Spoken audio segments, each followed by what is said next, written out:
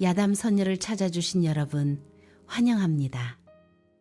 구독과 좋아요 부탁드립니다. 그럼 오늘의 이야기 속으로 풍덩 빠져볼까요?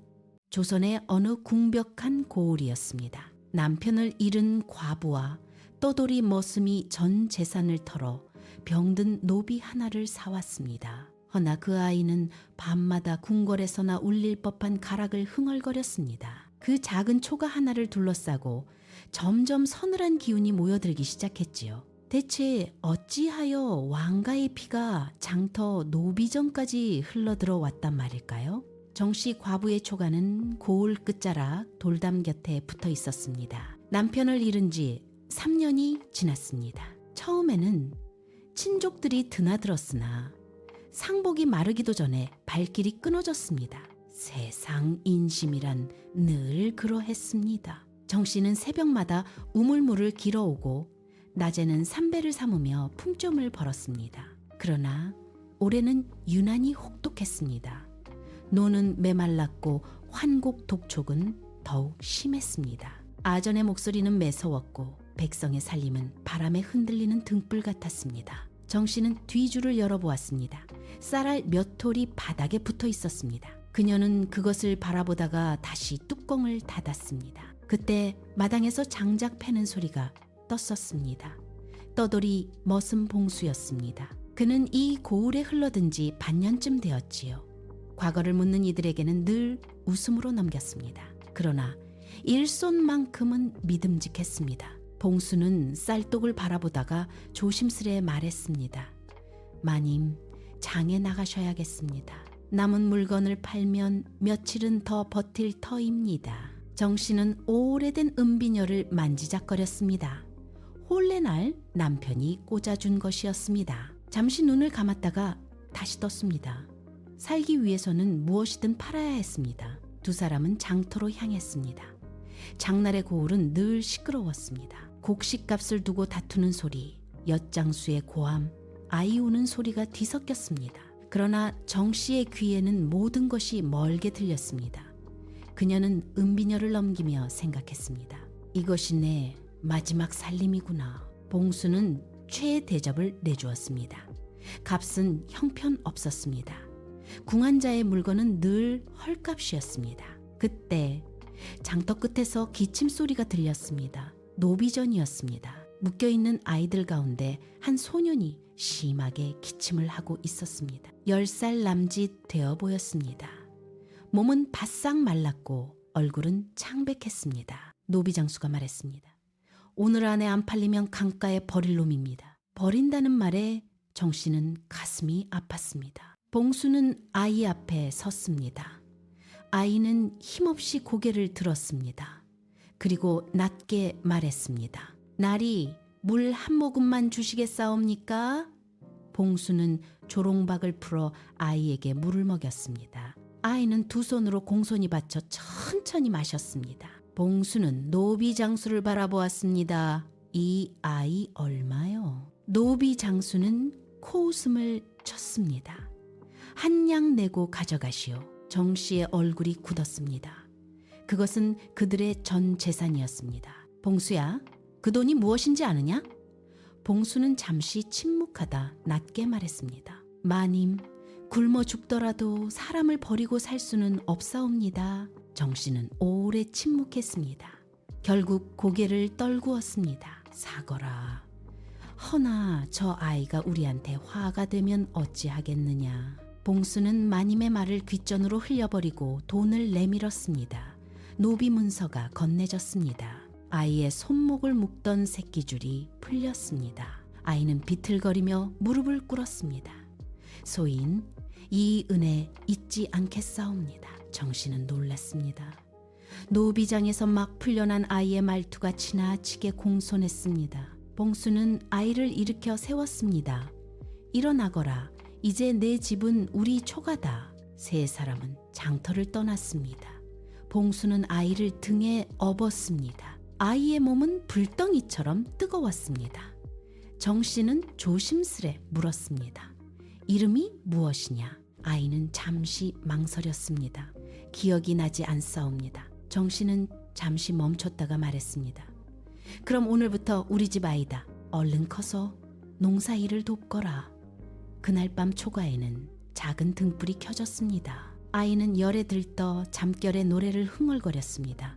느리고 깊은 가락이었습니다. 봉수의 손이 멈췄습니다. 정씨도 숨을 죽였습니다. 그 가락은 평범한 노래가 아니었습니다. 마치 궁궐 깊은 정각에서 울리는 젤의 가락 같았습니다. 아이는 잠결에 중얼거렸습니다. 전하, 몸을 피하시옵소서. 봉수의 등골이 서늘해졌습니다. 정씨의 얼굴도 굳었습니다. 작은 초가 안에 묘한 침묵이 내려앉았습니다. 그때 그들은 아직 알지 못했습니다. 그 아이를 찾는 군관들이 이미 이 고을로 향하고 있다는 사실을. 그날 이후 초가에는 아이의 숨소리가 하나 더 늘었습니다. 정씨는 새벽마다 먼저 일어나 아궁이에 불을 지폈습니다. 솥에는 보리쌀과 산나물을 섞어 죽을 끓였습니다. 그것이 세 사람의 하루 양식이었습니다. 정씨는 늘 마지막에 숟가락을 들었습니다. 봉수는 모르는 체했으나 알고 있었습니다. 어미란 늘 남은 몫을 먹는 법이었습니다. 아이의 열은 사흘이 지나자 조금 내렸습니다. 그러나 몸은 여전히 약했습니다. 봉수는 장작을 패고 아이는 마당에 앉아 그것을 바라보았습니다. 아이의 눈은 언제나 깊었습니다. 마치 나이에 맞지 않는 세월을 품고 있는 듯 했습니다. 봉수는 그 눈이 자꾸 마음에 걸렸습니다. 아이는 마당에 나뭇가지를 들어 글자를 썼습니다. 정씨는 그것을 보고 숨이 돋는 줄 알았습니다. 글자는 반듯했습니다. 서당 아이들도 몇 해는 배워야 나오는 필치였습니다. 정씨는 모른 척했습니다. 세상살이에 대해 캐묻지 않는 것도 때로는 자비였기 때문입니다. 그날 밤이었습니다. 봉수는 장작을 넣고 불을 살피고 있었습니다. 정씨는 아이에게 누더기 이불을 덮어주었습니다. 바람이 초가지붕을 스쳤습니다. 그때 아이의 입에서 낮은 가락이 흘러나왔습니다.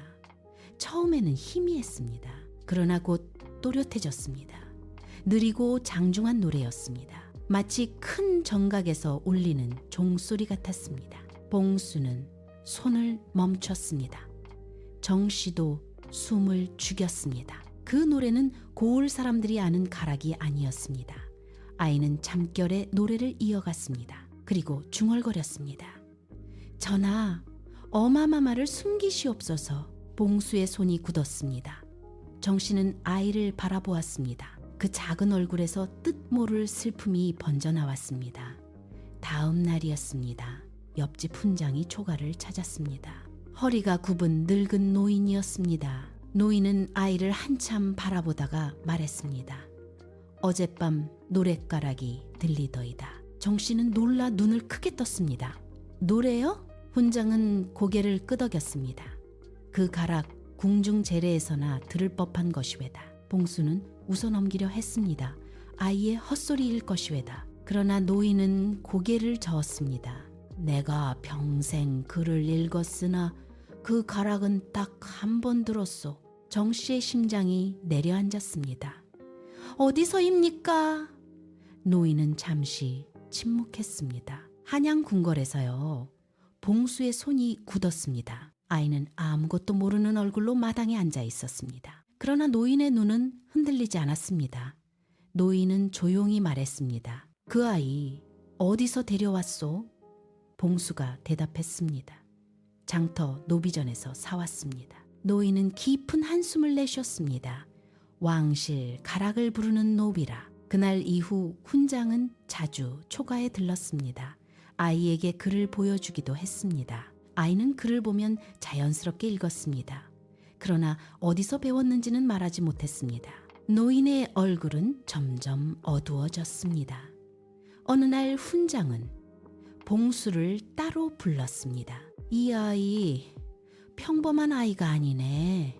봉수는 침을 삼켰습니다. 무슨 뜻입니까? 훈장은 하늘을 잠시 바라보았습니다. 한양에서 왕손 하나가 사라졌다는 소문이 있네. 봉수의 숨이 듣는 듯 했습니다. 왕손이요?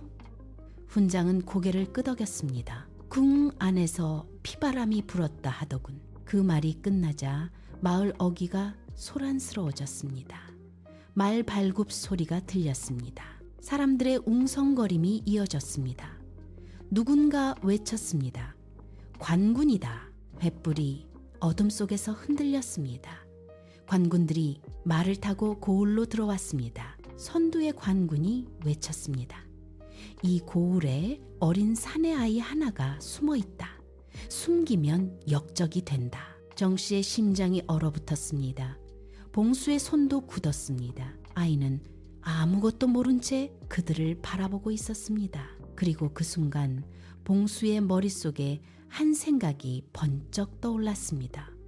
혹시 저 아이 때문인가? 초가 안으로 차가운 공기가 스며들었습니다. 그리고 세 사람의 운명은 이제 돌이킬 수 없는 길로 들어서고 있었습니다. 관군들이 고을에 들어오자 마을은 숨을 죽였습니다. 백성들에게 관군들의 발걸음은 늘 불길한 것이었습니다. 세금 독촉이거나 영모 수색이거나 어느 쪽이든 좋은 소식은 아니었습니다. 정씨의 초가에도 무거운 침묵이 내려앉았습니다. 봉수는 마루 끝에 앉아 밖을 살폈습니다. 아이는 아무것도 모르는 얼굴로 봉수 곁에 앉아 있었습니다. 정씨는 아궁이에 불을 지피다가 몇 번이나 손을 멈췄습니다. 마음이 자꾸 뒤숭숭했습니다. 그때 초가 밖에서 발소리가 들렸습니다. 마을 훈장이었습니다. 훈장의 얼굴은 낮보다 더 어두웠습니다. 문을 닫자마자 훈장은 숨을 고르며 말했습니다. 큰일 났소! 봉수는 조용히 물었습니다. 무슨 일이요? 훈장은 잠시 아이를 바라보았습니다.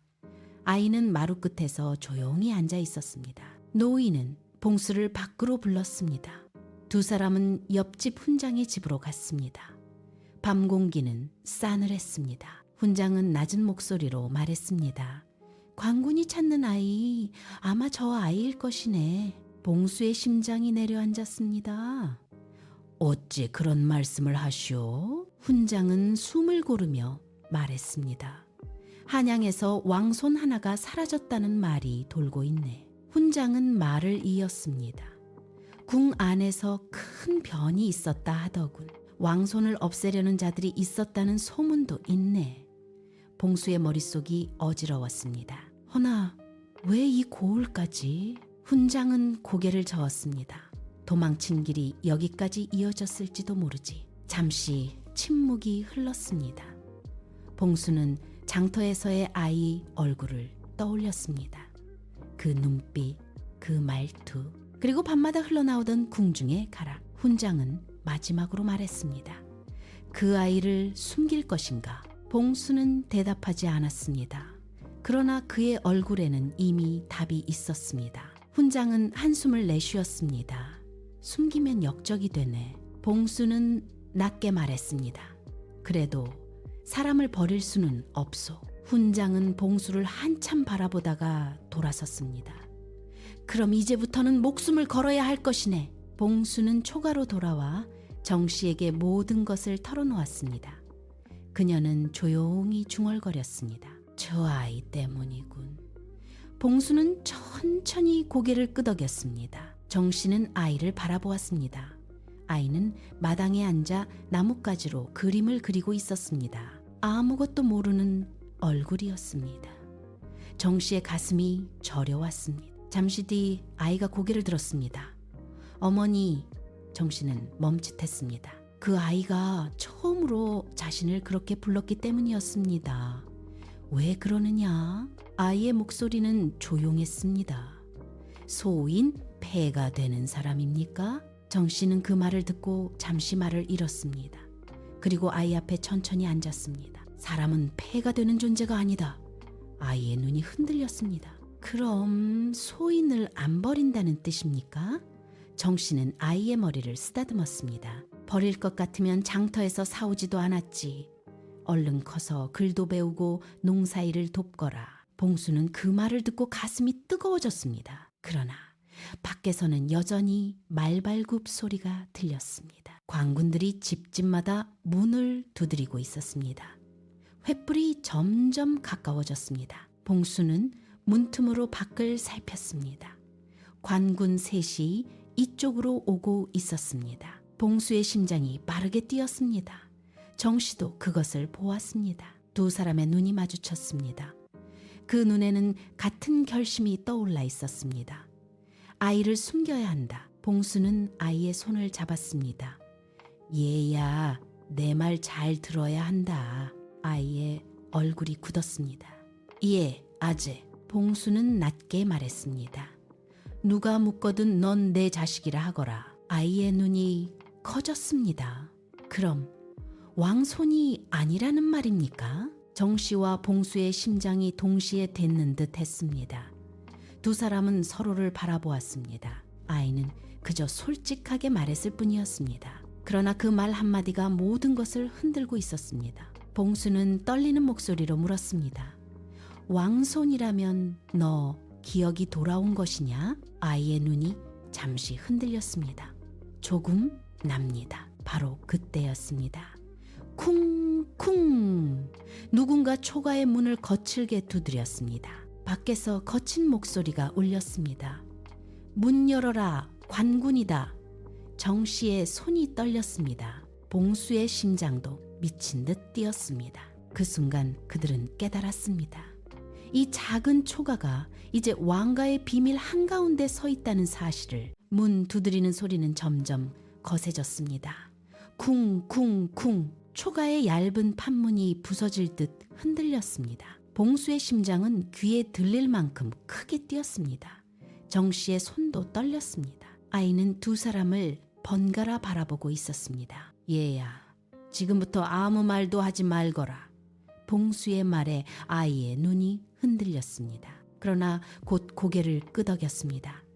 정씨는 재빨리 아이의 손을 잡아 방 뒤쪽으로 이끌었습니다. 초가 뒤편에는 곡식독을 묻어두던 작은 구덩이가 있었습니다. 정씨는 그 안에 짚을 깔아 아이를 그 안에 숨겼습니다. 숨을 죽이고 있어라. 아이의 작은 손이 봉수의 옷자락을 붙잡았습니다. 아재, 돌아오시겠지요? 봉수는 억지로 웃었습니다. 우리가 널 버릴 것 같으냐? 그 말은 봉수 자신에게도 하는 약속이었습니다. 봉수는 구덩이 위에 짚을 덮었습니다. 그 순간 문이 다시 크게 울렸습니다. 문 열라 하지 않았느냐? 봉수는 깊게 숨을 들이마시고 문을 열었습니다. 횃불이 초가 안으로 쏟아졌습니다. 관군 둘이 서 있었습니다. 갑옷이 번뜩였습니다. 관군이 봉수를 노려보았습니다. 이 집에 어린 사내 아이가 있느냐? 봉수는 고개를 저었습니다. 없습니다. 관군의 눈이 가늘어졌습니다. 저희 같은 집에 어찌 그런 분이 오겠습니까? 관군은 한참을 초가 안을 살폈습니다. 그리고 갑자기 뒤편으로 걸음을 옮겼습니다. 봉수의 등줄기에 식은땀이 흘렀습니다. 관군이 바로 아이가 숨은 쪽으로 가고 있었기 때문입니다. 그때였습니다. 마당에서 소리가 들렸습니다. 저 집에서 아이를 숨겼다 합니다. 이 고을놈들이 다 미쳤구나. 관군들은 돌아섰습니다. 말발굽 소리가 점점 멀어졌습니다. 한참 뒤 봉수가 구덩이에 짚을 걷어냈습니다. 아이가 웅크리고 있었습니다. 얼굴이 창백했습니다. 봉수는 아이를 끌어안았습니다. 이제 괜찮다. 아이의 눈에 눈물이 맺혔습니다. 아재, 제가 정말 왕손입니까? 봉수는 대답하지 못했습니다.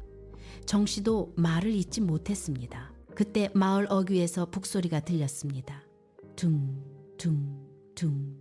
밤 공기를 울리는 소리였습니다. 마을 사람들의 웅성거림이 이어졌습니다. 그들 곁에는 낯선 사내 하나가 서 있었습니다. 그 사내는 노비 장수였습니다. 봉수의 심장이 철렁 내려앉았습니다. 노비 장수가 손가락으로 이쪽을 가리키고 있었습니다. 관군들이 다시 오고 있었습니다. 횃불이 점점 가까워졌습니다. 봉수는 초가 안으로 들어왔습니다. 아이는 이미 모든 것을 알아챈 눈이었습니다. 그 작은 얼굴에 두려움이 스며 있었습니다. 그러나 울지는 않았습니다. 그 눈을 보는 순간 봉수의 마음이 아팠습니다. 이 어린 것이 얼마나 큰 일을 짊어지고 있는지 아직 제대로 알지도 못할 터였습니다. 봉수는 조용히 말했습니다. 얘야, 이제부터는 더 깊이 숨어야 한다. 아이의 눈이 떨렸습니다. 아재, 제가 화를 부른 것입니까? 봉수는 고개를 저었습니다. 아니다, 화는 세상이 부른다. 정씨는 봉수를 바라보았습니다. 봉수는 잠시 생각했습니다. 초가 뒤에는 옛날에 쓰던 저장 구덩이가 하나 더 있었습니다. 봉수는 그곳을 가리켰습니다. 그러고는 아이를 그곳으로 데려갔습니다. 봉수는 집과 항아리를 옮겨 입구를 가렸습니다. 아이는 숨을 죽이고 웅크렸습니다. 그때 아이가 봉수의 손을 잡았습니다. 아재, 왜 그러느냐? 아이의 목소리는 떨렸습니다. 제가 살아있으면 아재와 어머니께 해가 되지 않습니까? 봉수의 눈이 흔들렸습니다. 그러나 그는 웃었습니다. 사람은 해가 되려고 태어나는 것이 아니다. 그리고 조용히 덧붙였습니다. 사람은 서로 살리려고 만나는 법이다. 아이의 눈에 눈물이 맺혔습니다. 봉수는 구덩이를 덮었습니다. 그 순간 문이 다시 거칠게 열렸습니다. 군관들이 들이닥쳤습니다. 앞장선 관군의 눈이 번뜩였습니다. 이 집이다. 노비 장수가 뒤에서 고개를 끄덕였습니다. 분명 이 집에서 사갔습니다. 관군은 봉수를 노려보았습니다. 아이를 어디에 숨겼느냐? 봉수는 고개를 저었습니다. 모르는 일입니다. 관군은 웃었습니다. 그러나 그 웃음에는 칼날이 숨어 있었습니다. 거짓을 말하면 목이 날아간다. 관군들은 집 안을 뒤지기 시작했습니다. 집단이 뒤집히고 장독이 넘어졌습니다. 정씨는 숨을 죽였습니다. 봉수의 심장은 귀에 들릴 듯 뛰었습니다. 관군 하나가 장독대를 향해 걸어갔습니다. 바로 아이가 숨은 곳이었습니다. 그때였습니다. 마당 밖에서 또 다른 말발굽 소리가 들렸습니다. 군관들이 동시에 고개를 돌렸습니다. 어둠 속에서 새로운 무리가 나타났습니다. 갑옷이 더 화려했습니다. 깃발이 펄럭였습니다. 앞에 선 군관은 위험이 있었습니다. 모든 관군들이 무릎을 꿇었습니다. 군관 나리, 마을의 공기가 단숨에 바뀌었습니다. 군관은 천천히 말을 멈추었습니다. 그의 갑옷은 다른 군관들의 것보다 더 화려했습니다. 말의 안장에는 왕실 문양이 새겨져 있었습니다. 그의 눈이 봉수와 정씨에게 잠시 머물렀습니다. 그리고 낮게 물었습니다. 여기서 아이를 찾고 있다 들었다. 관군이 고개를 숙였습니다. 예, 왕손을 찾고 있사옵니다. 군관의 눈이 잠시 가늘어졌습니다. 그리고 말했습니다. 그 아이 아직 살아있다면 말이다. 봉수의 가슴이 철렁 내려앉았습니다. 그 말에는 이상한 기운이 담겨 있었습니다. 마치 아이가 살아있는 것이 어떤 이들에게는 매우 곤란한 일인 듯 했습니다. 그리고 그 순간 봉수는 깨달았습니다. 지금 이곳에 모인 자들 가운데 그 아이를 지키려는 자와 없애려는 자가 함께 섞여 있다는 사실을 마당에 서 있던 관군들은 숨을 죽이고 있었습니다. 군관의 위험이 범상치 않았기 때문이었습니다.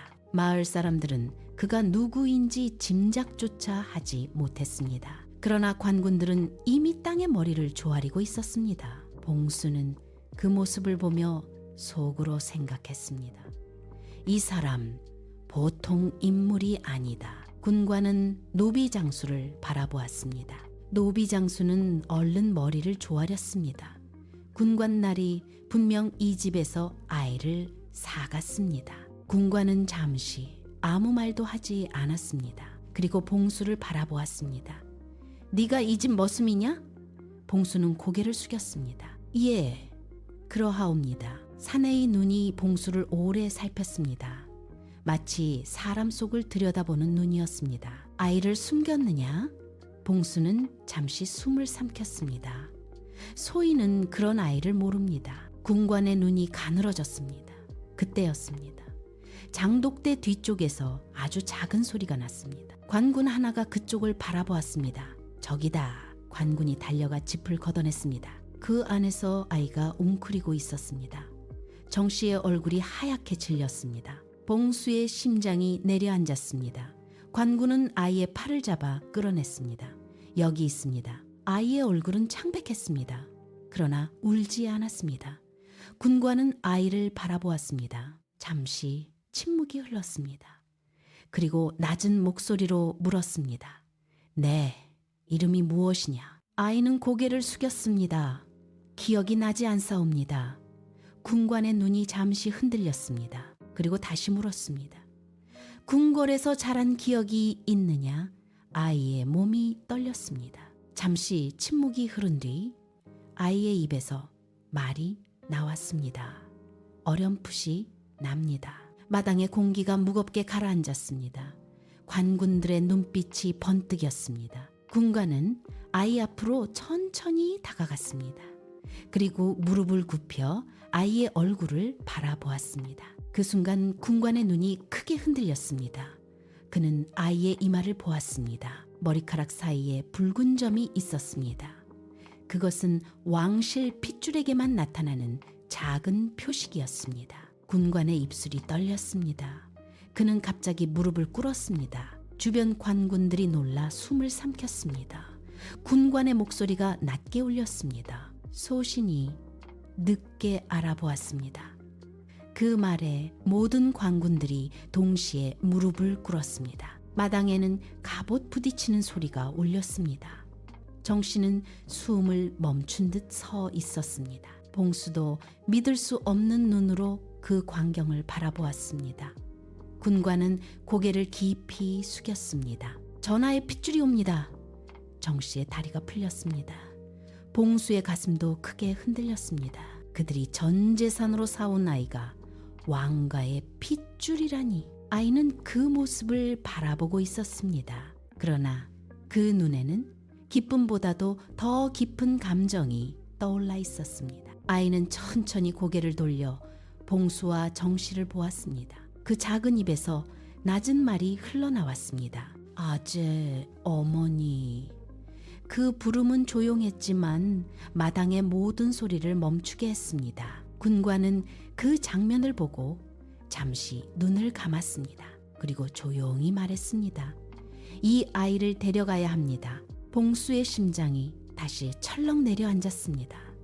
정씨의 손이 떨렸습니다. 그러나 아이는 두 사람의 손을 꽉 붙잡았습니다. 그리고 떨리는 목소리로 말했습니다. 저는 이 집이 좋습니다.